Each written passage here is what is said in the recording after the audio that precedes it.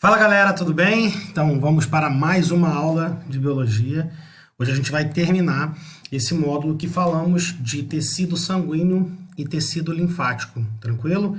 Então ficaram faltando algumas informações importantes, que eu dividi esse módulo justamente em dois, para que a gente possa fazer da melhor forma possível, tranquilo? Então vamos lá. Deixa eu só botar aqui exatamente onde eu tinha parado com vocês. Seguinte, a gente viu na aula anterior quais eram as principais características do tecido sanguíneo e quais eram as estruturas e células até que formavam esse tecido. Então, eu passei para vocês aqui essa amostra sobre os elementos figurados e também sobre o plasma, que o tecido sanguíneo ele é separado dessa forma quando centrifugado, beleza? Vimos aqui o que tinha no plasma sanguíneo, quais eram as substâncias orgânicas, né?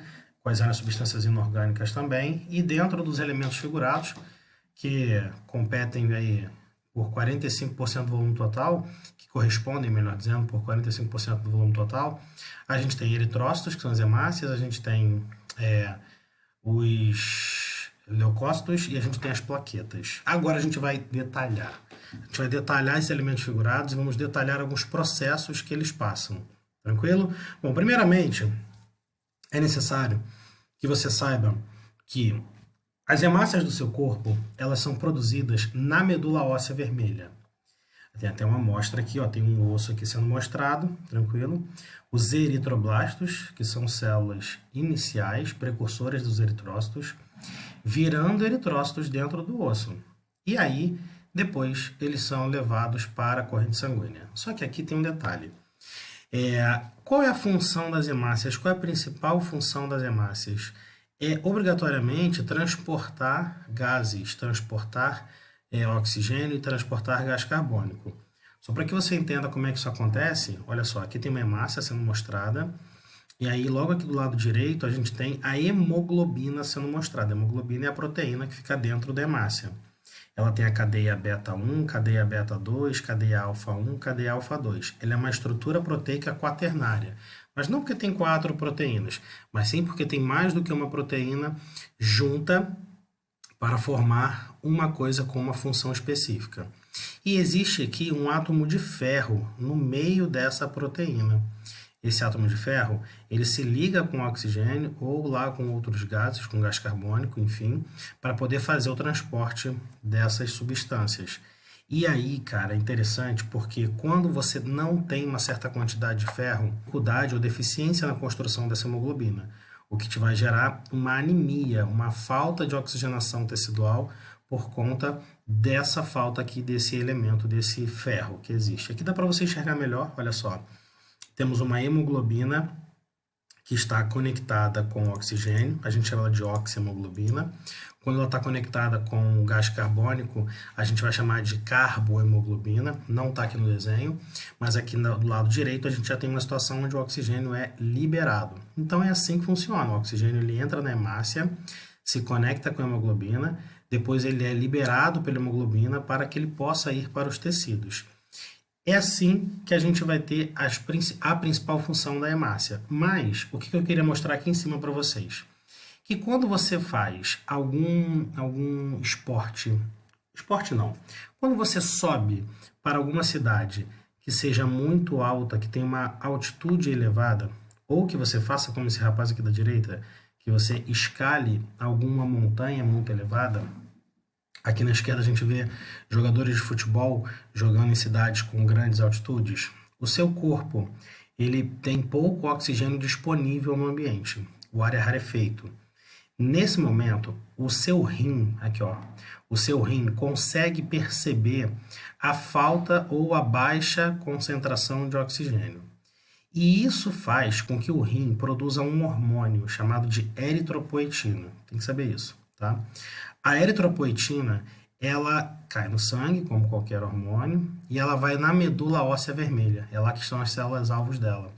E quando chega na medula óssea vermelha, ela estimula a produção de mais hemácias.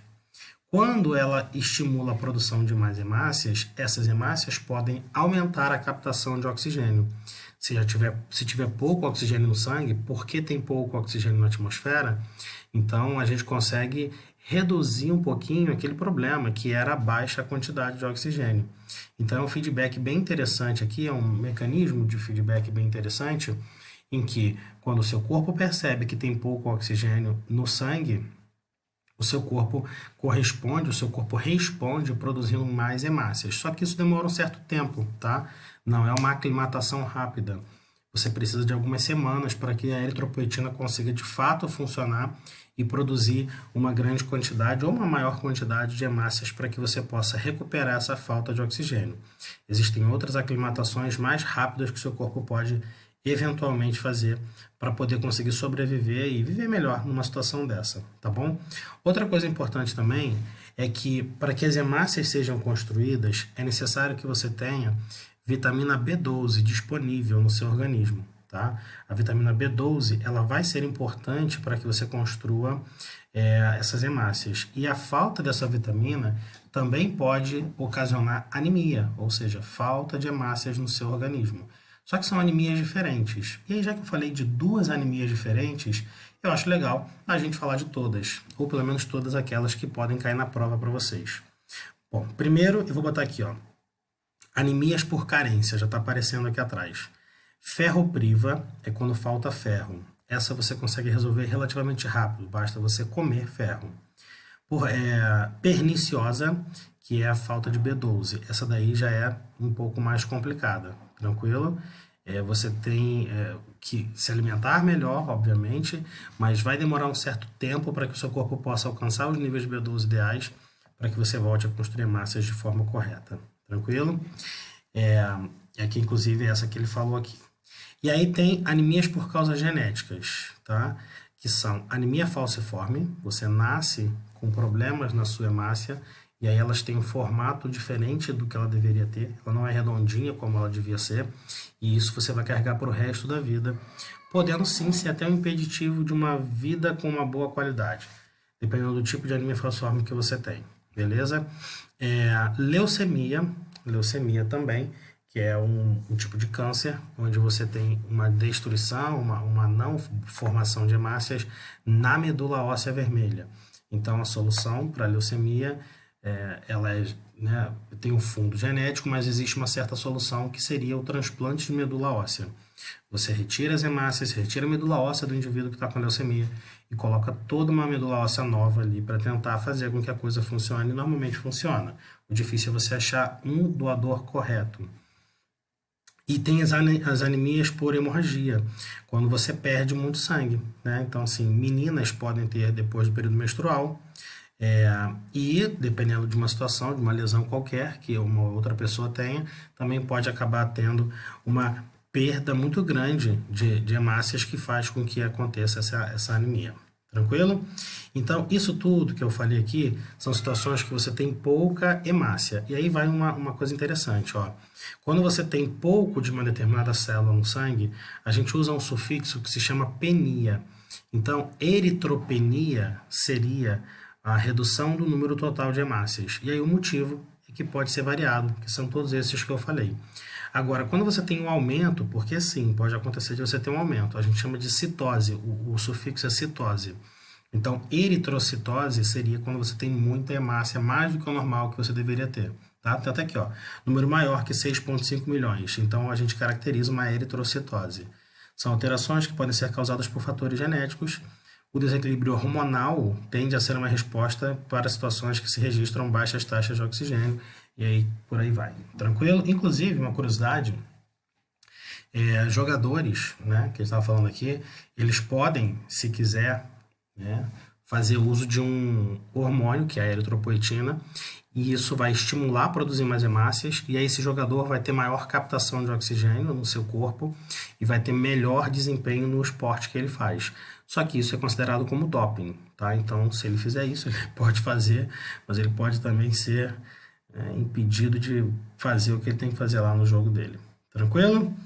Muito bom, muito bom. Inclusive, olha só, depois, se você quiser, aí você pode dar uma lida aqui na página 503, que ele fala exatamente a diferença de cada uma, que é a anemia aplástica, né, condição que a medula óssea produz poucas hemácias, Tem as carenciais, aí tem a perniciosa, tem a megaloblástica.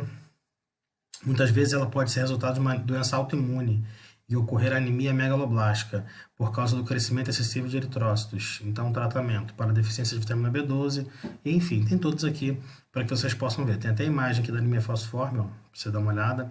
A anemia gestacional, a hemorrágica, tranquilo? A gestacional, ó, só para curiosidade, é uma condição temporária que pode acontecer em mulheres grávidas, já que a produção de sangue para o feto, utiliza prioritariamente o ferro da mãe.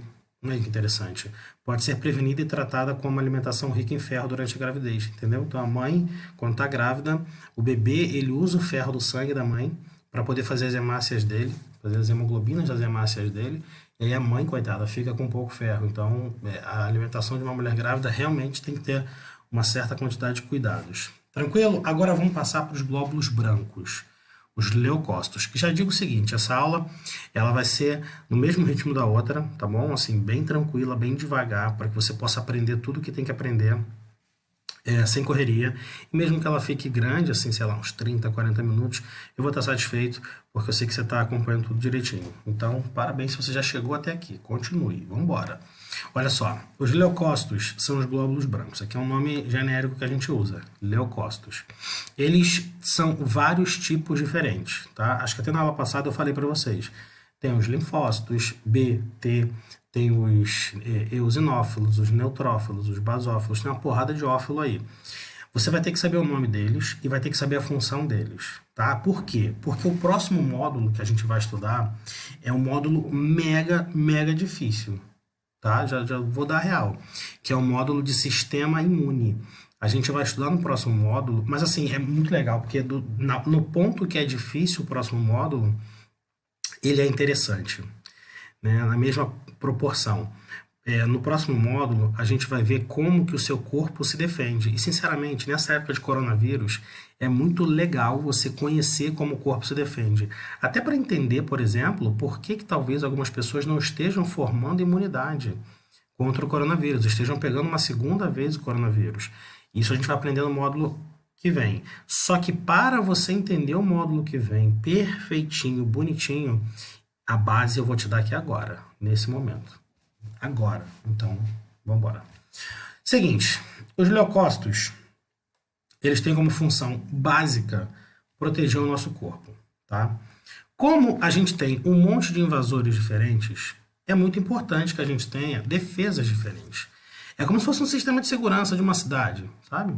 No sistema de segurança de uma cidade, a gente tem guardas municipais, a gente tem policiais militares, a gente tem policiais civis, eventualmente a gente tem policiais federais que aparecem, a gente tem, sei lá, tem uma porrada de coisa aí, né? Tem gente, seguranças privados. No nosso organismo, a gente também vai ter células que fazem trabalhos específicos, como esses que eu acabei de citar na minha analogia. Beleza? Vamos olhar aqui essa imagem só para você entender, já começar a entender com imagem, para você começar a compreender a história. Aqui você tem um vaso sanguíneo, beleza? Esse bagulho aqui é um vaso sanguíneo. Do lado de cima a gente tem o tecido. E aí, que tecido é esse? Pode ser qualquer tecido, pode ser, sei lá, um tecido muscular, pode ser um tecido conjuntivo, pode ser um pedaço de órgão, enfim. É um vaso sanguíneo passando dentro de um tecido aqui. O que está acontecendo nessa imagem, tentar te ajudar, é que bactérias, olha só, tá aqui, eu estou marcando com a minha mãozinha, bactérias invadiram esse tecido. Pode ter sido um corte que a pessoa teve, pode ter sido, normalmente é corte, mas pode ter sido bactérias que chegaram aqui pela corrente sanguínea, mais difícil, né? Mas enfim, tem bactérias no tecido. Essas bactérias, elas estão sendo atacadas por essas células redondinhas que estão aqui, ó, tá vendo? E estão fagocitando ela. Você sabe o que é fagocitar, que a gente já teve aula de membrana plasmática. Então, fagocitando elas, puxando para dentro. E depois que puxarem para dentro, essas células, elas vão tentar destruir essas bactérias. Mas esse processo não é tão simples assim, porque muitas vezes as bactérias conseguem escapar lá de dentro, ou não serem mortas. Então, você veja que já tem outras células aqui do lado, tipo essa que eu estou passando o mouse em cima, produzindo umas paradinhas azuis, que são os anticorpos. Esses anticorpos eles vão servir para destruir aquelas bactérias, tá? acelerando o processo. E existe uma ligação direta de funcionamento dessa primeira célula com essa daqui, que a gente vai aprender, como eu falei, só no próximo módulo. Mas olha dentro do vaso sanguíneo e veja quantas células brancas, né, vou botar entre aspas aqui, brancas, existem. E estão chegando perto ali, ó, tem uma aqui, tem outra aqui, 3, 4, tem um monte, né? E além disso, claro, as hemácias passando, plaquetas e etc. Essas células que estão passando por aqui, se as bactérias estiverem ganhando a briga, a batalha, a guerra que está acontecendo ali, elas serão recrutadas, elas serão trazidas para o tecido. Só que para isso, elas vão ter que sair de dentro do vaso sanguíneo. Para que elas saibam que ali é o local do furdúncio, que é ali que está acontecendo o pega para capar, existem algumas substâncias que são jogadas para fora por essas células que estão trabalhando, que chamam essas que estão passando no vaso sanguíneo. Essas substâncias, elas são chamadas de substâncias sinalizadoras. Tem um monte delas, tá? A gente vai falar do nome delas depois.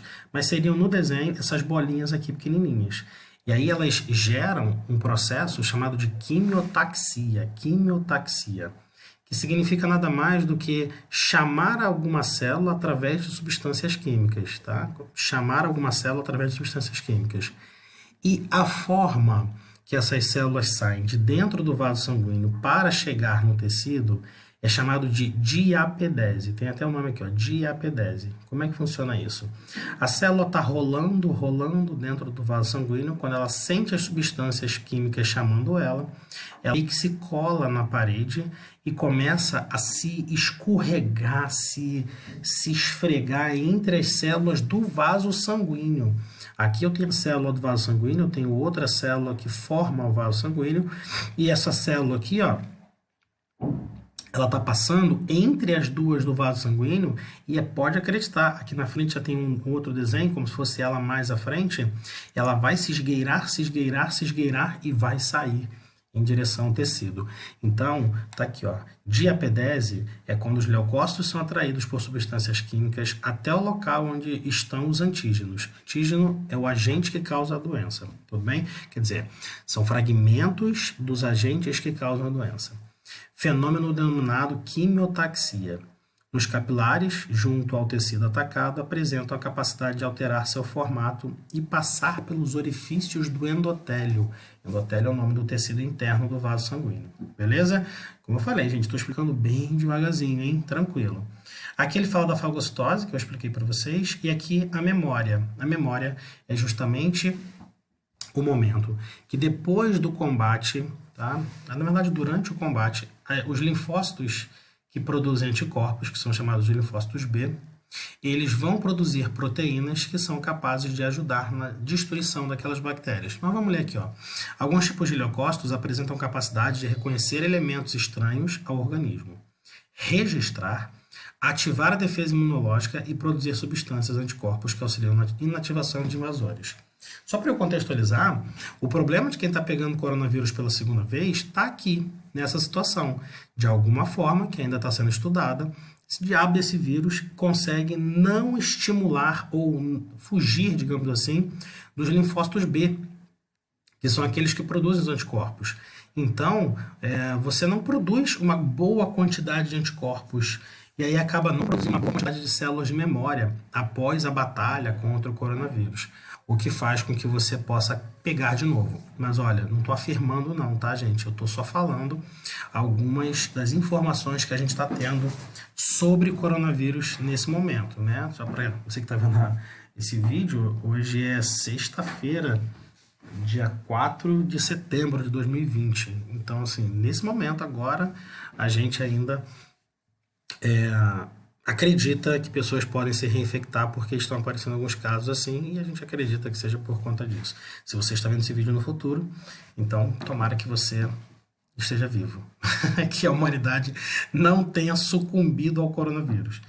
Enfim, e aí para a gente dar continuidade, eu vou usar os mesmos nomes que eu usei lá nas hemácias.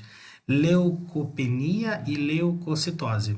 Leucopenia é quando eu tenho uma redução do número de leucócitos, tá? tá?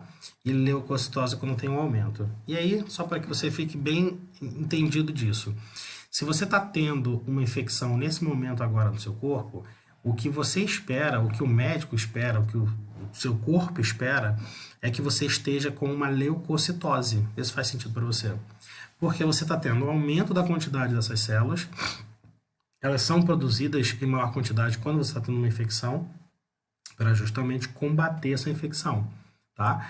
Agora, se você não está tendo infecção nenhuma, ou tá, mas você tá com um número menor, tá? Tem até um número aqui, ó, menos do que 4.000 por milímetro cúbico de leucócitos, isso é um problema. Isso significa que a sua imunidade está baixa, né? A gente sempre ouve essa história, a minha imunidade está baixa. Então, é uma leucopenia. Aí tem vários motivos que podem fazer a sua imunidade baixar. Dos mais simples, que seriam desde a alimentação que você tem e o estresse que você vive, isso baixa a imunidade, até os mais graves, por exemplo, um vírus que esteja destruindo o seu sistema imune. Existe um muito famoso, chama-se HIV, o vírus da AIDS. O HIV é um vírus que tem a capacidade de destruir os seus linfócitos, um grupo lá específico de linfócitos, que atrapalha completamente o funcionamento do seu sistema imune. Então, ele vai causar uma leucopenia também. Tranquilo? Bom, e aqui ainda nesse módulo, para poder entender o próximo, quais são os tipos de leucócitos que existem? No meu desenho aqui em cima, eu já falei de alguns. Falei de linfócito B, que produz anticorpo. Falei aqui desse que está fagocitando. Agora a gente vai mesmo falar de cada um específico, tá? Primeiro, a gente separa eles. Deixa eu ver se tem tabelinha aqui. Quando tem tabelinha, tem tabelinha. Porra, tabelinha é a melhor coisa. A gente separa eles em dois grandes grupos, tá? Dois grandes grupos. O primeiro grande grupo chama-se granulócito. Por quê? Porque ele apresenta grânulo no citoplasma. O que é grânulo? São pequenas proteínas, tipo uns grãozinhos, que ficam no citoplasma deles. Olha para o desenho que você vai entender. Entendeu? E os agranulócitos, que não apresentam grânulos no citoplasma. Tá? Então, olhando para esse esquema que está aqui, a gente encontra 5. Olha aí, só 5, Feitosa. Tranquilo, pô, dá para gravar fácil esses 5 aí. Então, vamos lá. Granulócito. Daqui a pouco eu vou falar a função. Tem o neutrófilo, tem o eosinófilo, tá? Pega esse nome aqui de baixo, é mais comum. Eosinófilo e o basófilo. Neutrófilo, eosinófilo e basófilo. Olhando para eles tem diferença, você está vendo que tem diferença. Normalmente nas provas você não vai encontrar eles coloridos, como estão aqui, mas olhando para eles você vê que o neutrófilo ele tem um núcleo interno que está meio que dividido em 3. Tá vendo? Tem aqui ó, uma estrutura, uma conexãozinha, uma conexãozinha, uma outra. É como se fosse um núcleo com 3 estruturas, com 3 partes. O eosinófilo com 2, tá? Só que bem gordinhas na ponta e mais fininhas aqui. E o basófilo, 2 também, só que gordinhas em toda a extensão. Tranquilo? Bom, agora vamos direto para a função. Não vou ficar me atendo aqui à descrição, o número deles, isso aqui ninguém vai cobrar de vocês, tá? Só se vocês fossem fazer medicina aí, na faculdade vocês vão ter que saber. Agora, a função tem que saber. Olha só, vamos lá, neutrófilo. Constituem a primeira linha de defesa do sangue, atuando ativamente na fagocitose de micro-organismos invasores. Bacana, hein? É o cara que dá o combate inicial, é o cara que vai lá ver o que está acontecendo. Ele fagocita os agentes invasores para ver o que é e para tentar destruir. Então, ele é a primeira linha de defesa. O que eu posso adiantar para vocês é que eles não têm um tempo de vida muito longo, tá? O neutrófilo ele é frágil, digamos assim. Ele ataca, ele fagocita, mas não vive muito tempo. Ele não é tão forte quanto outros que a gente vai ver.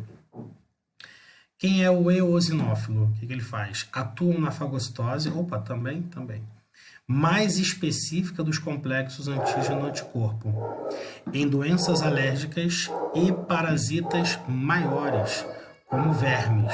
Desculpa meu cachorro latindo aí, gente. Ó, como é que é isso então? Ele vai atuar na fagocitose, também vai fagocitar, tranquilo?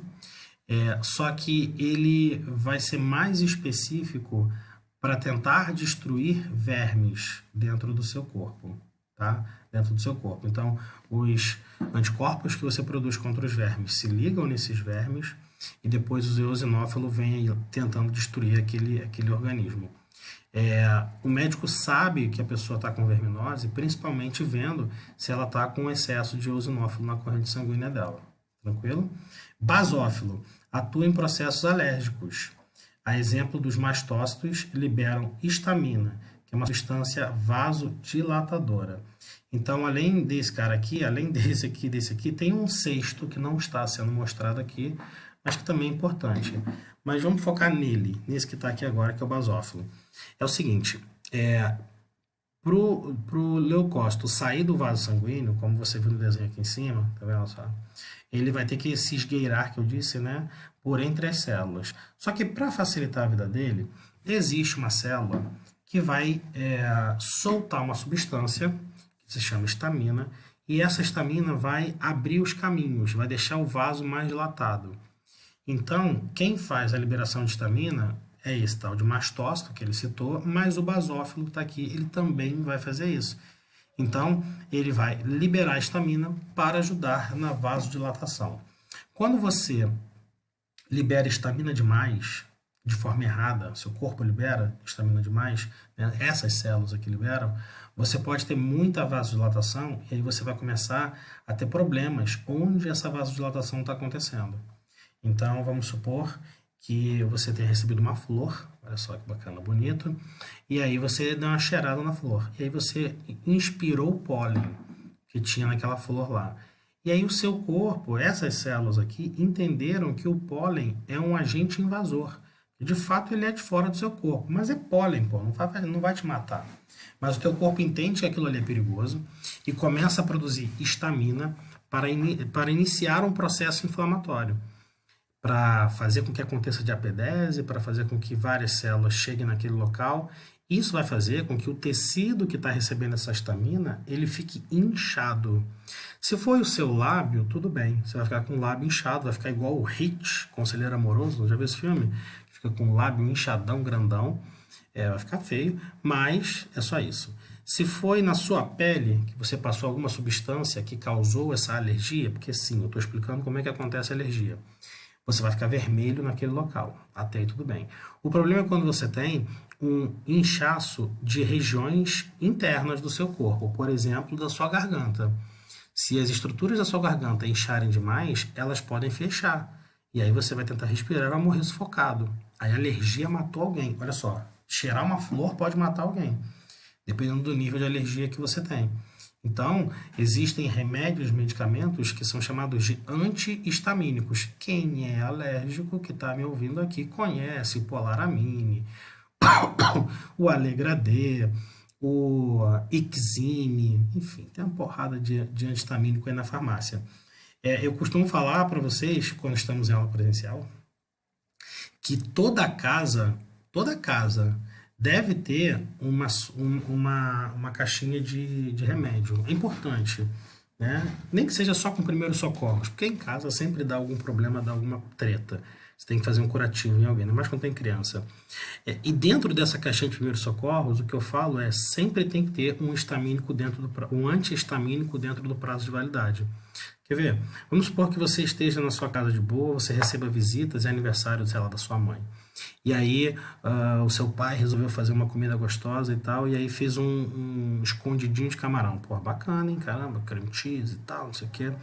E aí dentro lá das visitas que você recebeu, tem alguém que é alérgico a camarão, e às vezes nem sabe que é alérgico a camarão, ou sabe, mas nem se ligou que a comida é camarão. Aí a pessoa vai e come aquele negócio. E aí o cara, vamos supor que ele é super alérgico a camarão, e começa a fechar a garganta dele. Se o hospital estiver longe, estiver cheio, ou qualquer outro tipo de problema de logística, esse cara vai morrer. Mas ele não vai morrer se você aplicar ou fornecer um antihistamínico rápido para ele. Então, por isso que é importante ter antihistamínico em casa na sua caixinha de remédio. Bom, falei que a aula é grande, hein? Mas ó, vamos dizer, Tá bacana, não tá não? Tá bem interessante. Ó, agranulócitos. A gente tem aqui os linfócitos, ok? Mas por que que é agranulócito mesmo? Porque não tem grânulo no citoplasma. Ah, mas eu tô vendo uma arbolinha ali dentro, tal. Tudo bem, mas não é aquela arbolinha bem vermelha ou marcadas como você está vendo aqui em cima, é diferente, tá? Tem o monócito e tem o linfócito. Vamos lá. Função do linfócito. Atuam na defesa imunitária. Todas atuam, mas tudo bem.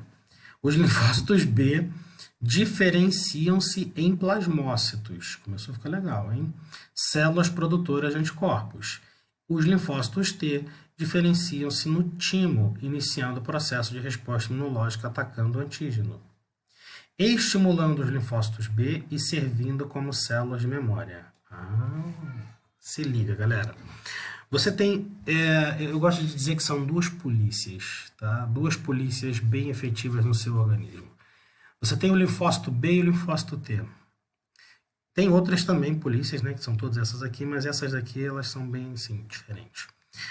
O linfócito B, ele é uma célula de inteligência, sabe? Tipo a polícia civil, né, a polícia investigativa.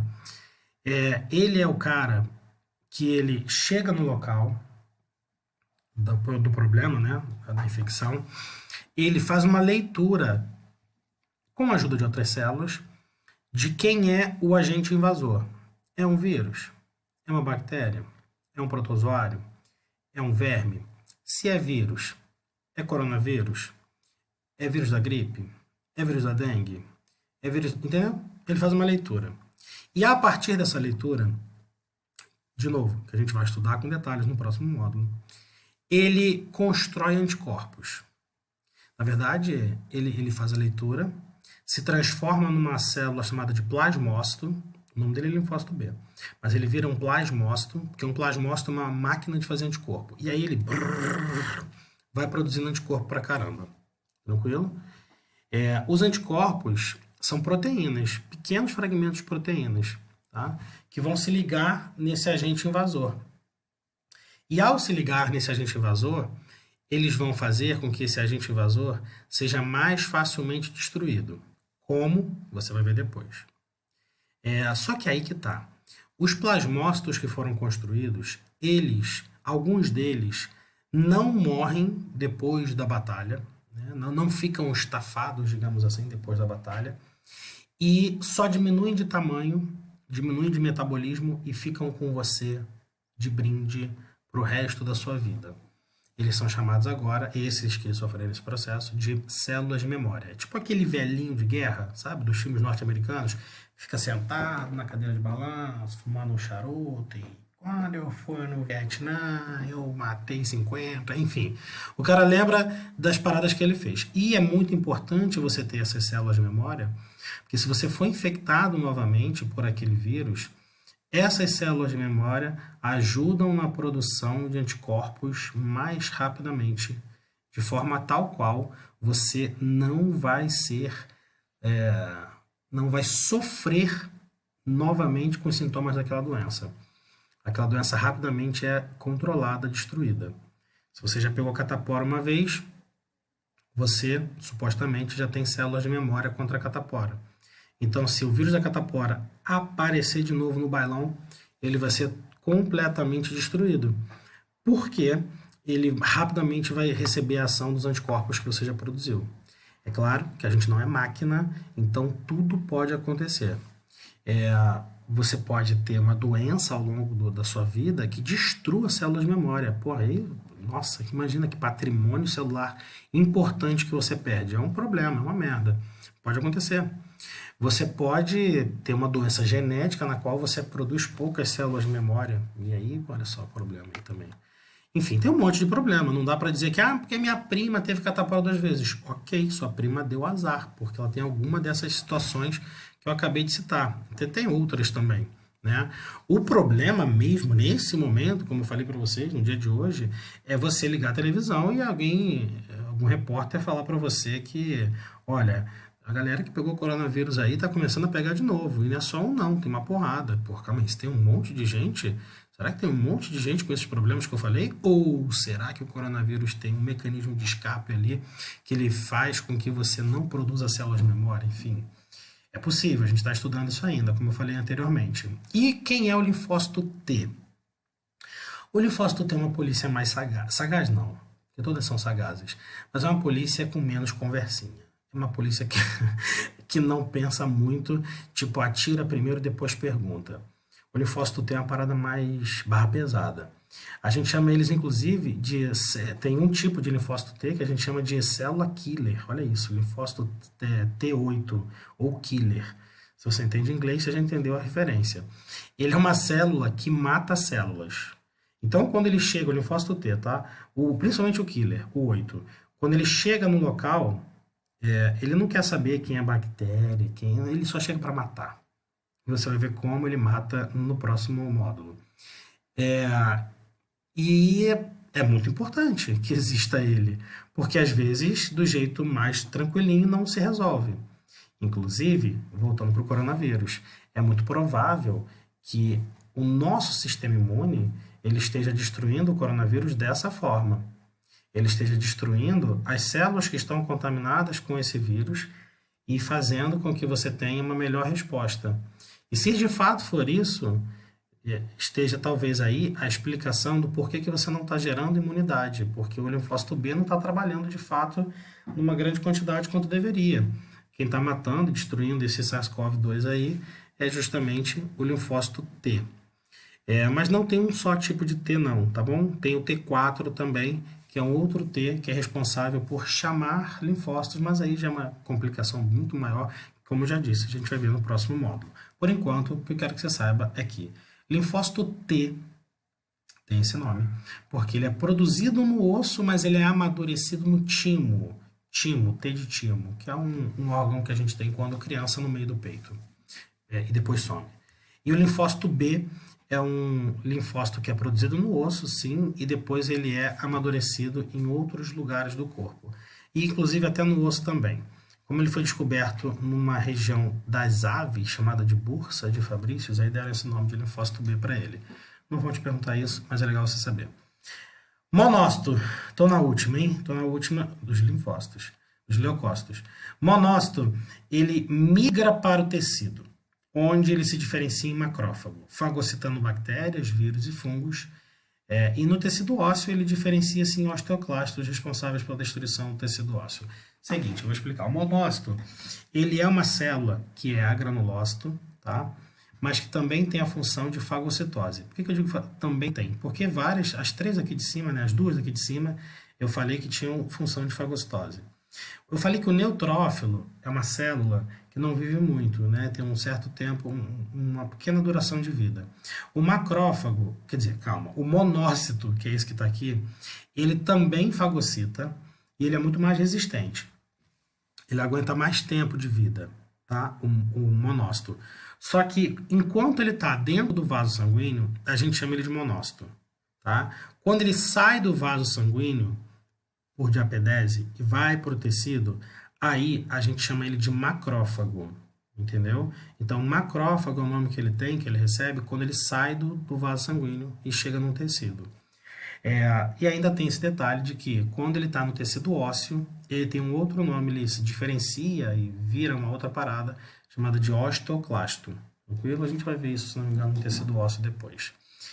E para finalizar essa aula gigante de hoje, cara, que essa aula é só para guerreiros, tá? A gente vai falar de plaquetas. Plaquetas. As plaquetas, você já viu comigo na aula anterior, elas são fragmentos de células. São essas paradinhas aqui, ó. Tá vendo? Largadinhas assim. A função delas é ajudar a você a coagular o seu sangue quando você tem alguma lesão, algum corte. Beleza? A gente também vai usar os nomes penia e citose. Só que aí a gente vai usar aqui um prefixo trombo, porque ele justamente se refere às plaquetas. Trombocitose é quando você tem plaqueta demais. Trombocitopenia ou trombopenia é quando você tem poucas plaquetas no seu corpo. Tem uma doença bem famosa no Brasil, né? Nessa aldeia tropical gigante que a gente vive, que é chamada ou melhor, que é responsável por fazer trombocitopenia, trombopenia, que é a dengue hemorrágica. Quando você pega 2 vezes seguidas o mesmo tipo de dengue, o sorotipo de dengue, você tem uma destruição de plaquetas e isso pode fazer com que você tenha hemorragias internas e até externas. E trombocitose, só quando você tem algumas deficiências de hormônios e, quer ver, aqui ele diz assim, ó, pode ocorrer a formação de coágulos, agregado de plaquetas no interior dos vasos sanguíneos com complicações, dependendo da região onde ocorre o bloqueio e circulação. Deixa eu ver isso melhor daqui a pouquinho, tá? Bom, antes de eu começar a última parte da aula, que é a coagulação sanguínea, que é esse desenho que você está vendo aqui, eu acho que vale a pena eu falar uma coisinha com vocês. Tem uma doença, até passou aqui, ó, hemofilia. Essa doença, ela é muito falada nas aulas de genética, né? Vocês vão ter aula de genética depois, e aí é legal vocês já saberem. Uma pessoa que é hemofílica é uma pessoa que ela nasceu, tá, por conta de características genéticas, com uma deficiência na produção de substâncias que são chamadas de fatores de coagulação. São pequenas substâncias produzidas no fígado que ajudam as plaquetas a trabalhar. Como ela não tem essas substâncias, essa pessoa ela tem problemas graves em sangramentos. Meninas, se forem hemofílicas, elas têm problemas, por exemplo, aí durante o processo de menstruação. Então elas têm que tomar remédios e tudo mais. Você tem que ter até uma carteirinha dizendo que você é hemofílico, porque se você sofrer um acidente na rua, o corpo de bombeiros ou qualquer pessoa que te dê o auxílio, né, ela vai ter que saber que você é hemofílico para poder te fornecer essas substâncias, tá? Então vale a pena você saber. E também falta de vitamina K pode gerar problemas na coagulação, porque a vitamina K também é importante para ajudar a produzir determinadas proteínas que atuam no processo de coagulação sanguínea. Então, olha só, o que eu quero que você tire como informação dessas duas que eu falei agora. Que as plaquetas são super importantes para fazer a coagulação sanguínea, mas elas não trabalham sozinhas, ok? Guarda isso, entenda isso, que vai ser perguntado para você depois. Bom, vamos lá. Vem comigo. Vamos de desenho, que desenho sempre é muito mais legal. Aqui você tem um vaso sanguíneo arrebentado. Arrebentei o vaso sanguíneo, está aberto. E aqui essas bolinhas vermelhas são as hemácias que elas estão vazando do vaso sanguíneo. Tranquilo? O que você está vendo aqui na direita, olha só que bacana, já é um esquema de uma coagulação sanguínea, de um fechamento desse rompimento de vaso. Você tem lá o vaso bonitinho aqui e tem uma espécie de sei lá, cordinha amarela prendendo tudo, né? Prendendo umas hemácias ali. Show. Essa cordinha amarela, tá até o nome aqui, chama-se fibrina.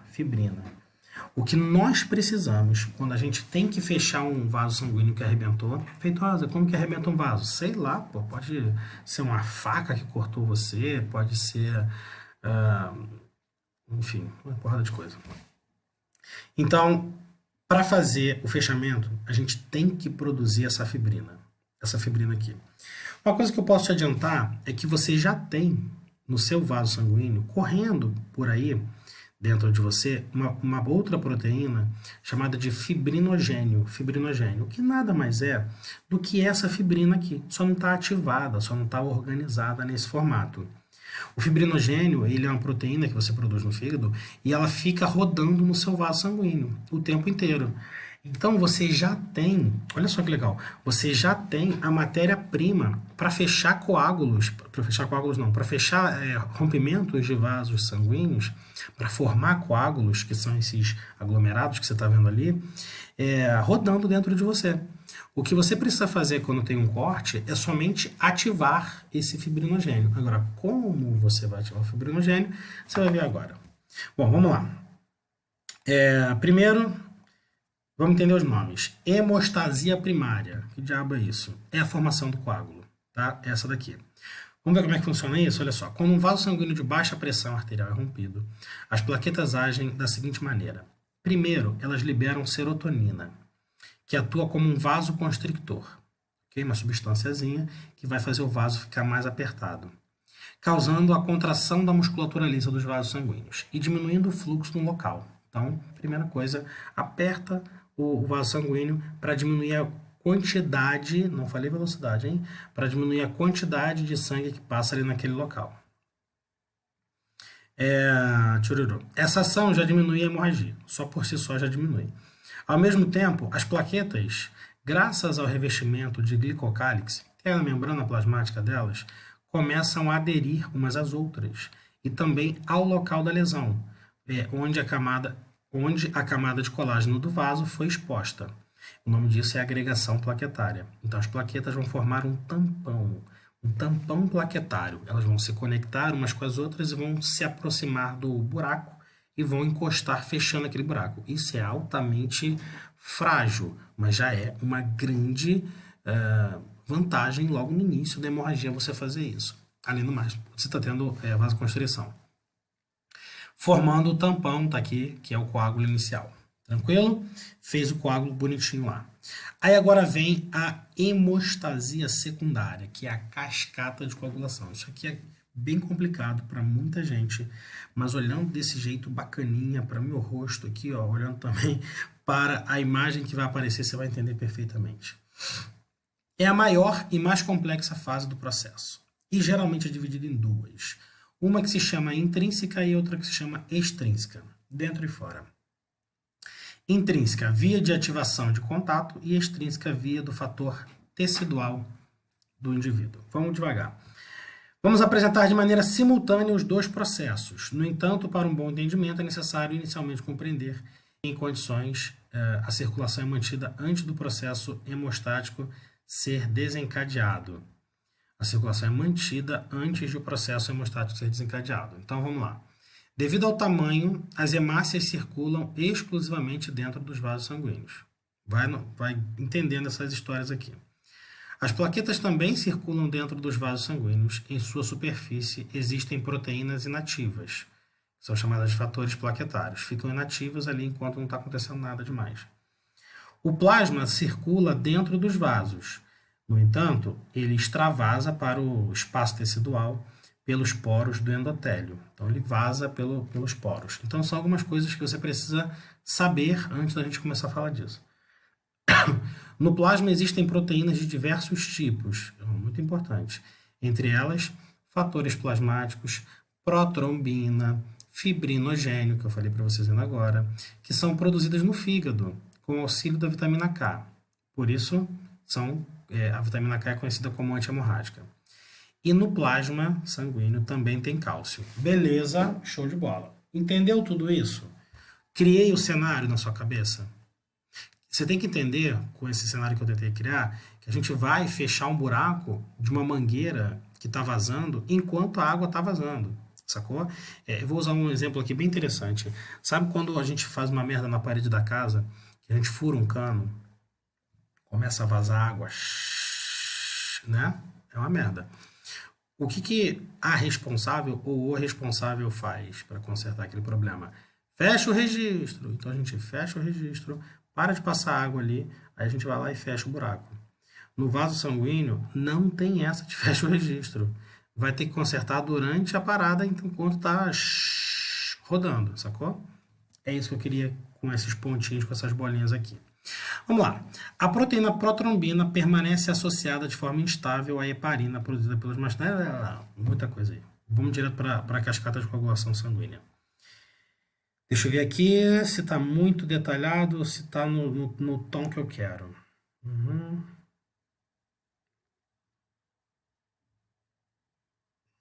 Tá no tom legal. Dá para falar. Vamos lá. Evento 1. Do início, hein?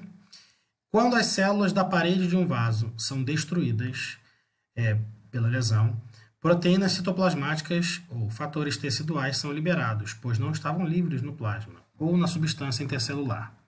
Então, rompeu o vaso, libera umas substâncias. Deixa eu ver se tem desenho delas aqui. Tá aqui, ó. Fatores plasmáticos são os triângulozinhos, tá bom? Evento 2. Na substância intercelular, ou seja, na substância entre as células, os fatores teciduais, que até a ocorrência da lesão não existiam, associam-se aos fatores plasmáticos e plaquetários. Então o verdinho vai se ligar no amarelinho, que são fatores plaquetários. Tranquilo? Está inclusive sendo mostrado aqui embaixo como é que vai ser a ligação. Deixa eu só não me perder, tá aqui. Fatores plaquetários, formando o complexo ativador de protrombina. Beleza? Então, só para a gente entender aqui, ó, você tem os fatores plaquetários, tranquilo? Tem o verdinho, que são os fatores plasmáticos, e o vermelhinho é o fibrinogênio? Não, isso aqui é outra coisa. O vermelhinho redondo é diferente. O que aconteceu aqui? Você cortou o vaso sanguíneo e liberou algumas substâncias que se conectaram, que se juntaram. E isso alerta para o seu sistema total, sistema sanguíneo, que ali tem um problema, que ali tem um rompimento.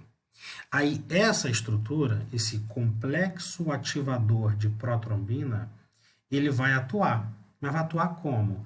Tá vendo essa bolinha aqui? Essa bolinha rosa? Essa bolinha se chama protrombina. É uma proteína produzida no fígado, que você já tem rodando no seu sangue. Esse complexo ativador, ele vai se conectar com a protrombina e vai transformar ela numa proteína ativa, chamada de trombina. Sacou? Ele vai se ligar nela e vai chamar e vai fazer com que ela vire a trombina. E aí, depois que você tem a trombina pronta, você tem a continuação do processo de coagulação. Eu estava olhando aqui, ó, aqui tá mais bonitinho, tá? Aqui, ó, que aqui é condição normal, agora que eu estou entendendo o desenho. Aqui em cima é condição normal, tá? E aqui embaixo, esse desenho todo ele é a condição com a lesão, tá bom? Então, assim, ó, agora ficou mais fácil até para eu entender aqui. Numa condição normal, você tem a protrombina? Tem a protrombina. Como eu falei, tem a protrombina no sangue. Só que existe uma substância que se chama heparina, que é um anticoagulante. Você tem ele aí agora dentro do seu sangue e eu também. Tem que ter ele para poder não deixar o sangue coagular, sacou? Então, a protrombina, junto com a heparina, que é um anticoagulante, não deixa o sangue coagular. Aí, o que você vai ter solto no seu sangue? Uma outra proteína, que é o fibrinogênio. Essa que é a perigosa, ó. Que se virar fibrina, aí fecha tudo e tranca tudo. Quando você tem uma lesão, agora sim tá bonitinho, a lesão acontecendo aqui, você vai ter a liberação dos fatores teciduais, que é o vermelhinho quadrado, que é isso daqui. Os fatores plaquetários, quem libera são as plaquetas que se agregaram naquele local. E os fatores plasmáticos são liberados aí pelas células lesionadas também. Na verdade, são liberados, já estão no seu plasma, não são liberados não. São esses daqui que faltam para as pessoas que são hemofílicas. Ligou o amarelo com o vermelho com o verde, ó, setinha para cima, forma essa parada aqui. Essa parada aqui, ela vai fazer com que a protrombina vire trombina. Só por curiosidade, ela vai inativar a heparina, tá bom? Vai inativar aquele anticoagulante que eu havia falado com vocês. Aí você transforma a protrombina em trombina. Tranquilo? Tem até escrito isso daqui, ó. O complexo ativador de protrombina, na presença de cálcio, tem que ter cálcio, é importante ter cálcio, e de outros fatores de coagulação, realiza o sequestro de heparina. Ele se liga preferencialmente à heparina e remove essa substância, que mantém a protrombina estável. Então, a protrombina não estando mais estável, vira trombina. O evento 4. Livre da heparina, a protrombina inativa, que não estava ativa, converte-se em trombina, proteína ativa que associa-se a outros fatores e ao cálcio. Então, o cálcio vai ser usado de novo. Agora, ela vai ativar a proteína solúvel fibrinogênio, ou seja, que pode se solubilizar em água, fazendo com que ela vire fibrina. Aqui ele não disse isso, mas eu já estou adiantando. Evento 5. O fibrinogênio solúvel na substância intercelular transforma-se em uma forma insolúvel, fibrosa, chamada de fibrina. Ela forma uma rede de filamentos junto à lesão, onde as hemácias ficam presas. As plaquetas atuam aderindo a todos os componentes e formando o coágulo, que impede o prosseguimento da perda de sangue. Então, aqui é a continuação, ó, olha só, aqui continuei, aqui eu comecei, tá vendo aqui? Aqui agora eu vou continuar a história. Os fatores se ligaram e aí inibiram a heparina na presença do cálcio. Show! A protrombina virou trombina. Aí a trombina agora, ela consegue atuar fazendo o fibrinogênio virar fibrina. Tá vendo aqui? Um Z. Aí virou fibrina. Quando formou fibrina, a gente tem a formação do coágulo, fecha tudo e tranca a parada. Beleza? Para finalizar, só falta a fibrinólise. Que diabo é isso? Depois que ocorre a regeneração do endotélio, o tecido se regenera, né, ocorre a quebra, a fibrinólise, que é a dissolução de fibrina, a quebra da fibrina por uma enzima, a plasmina, restaurando o fluxo sanguíneo e as condições normais no local. Enquanto o processo de coagulação e regeneração ocorre, se o ferimento foi aberto para o exterior, os mecanismos de defesa imunológica também são ativados, com ação de macrófagos e produção de anticorpos contra os micro-organismos invasores. Se a perda de sangue for significativa, os mecanismos de regeneração de hemácias são ativados lá na medula óssea, ou seja, o sangue, como tecido, reage em conjunto no reparo das lesões provocadas contra o organismo em elaborados mecanismos de proteção, regeneração e recuperação do sistema. Galera, ficou gigante essa aula, eu sei, mas valeu a pena. Pode ter certeza que valeu a pena. Se você ficou aqui até esse final, beleza? Parabéns. Então se inscreve no canal, dá um like aqui, e é isso aí. Tamo junto. Próxima aula, a gente vai falar de sistema imune, sistema linfático como um todo e como que funciona a defesa do seu corpo. Tá bom? Grande beijo para todo mundo e até a próxima. Tchauzinho.